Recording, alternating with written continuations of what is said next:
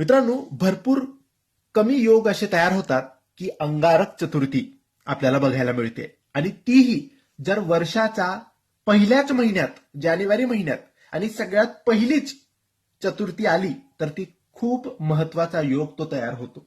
हो मित्रांनो, यावर्षी 2026 मध्ये जानेवारीच्या पहिल्याच महिन्यात आणि पहिलीच चतुर्थी ही अंगारक चतुर्थी आलेली आहे. अंगारक चतुर्थी म्हणजेच मंगळवारच्या दिवशी जी चतुर्थी येते तिला मंगळी चतुर्थी किंवा अंगारक चतुर्थी असं म्हणतात, कारण या दिवशी येणाऱ्या चतुर्थी अंगारक योग बनवत असतात. तरी ही अंगारक चतुर्थी वर्षाची सगळ्यात मोठी चतुर्थी तर आहेच, पण त्यासोबत वर्षाच्या पहिले आलेली ही चतुर्थी आहे.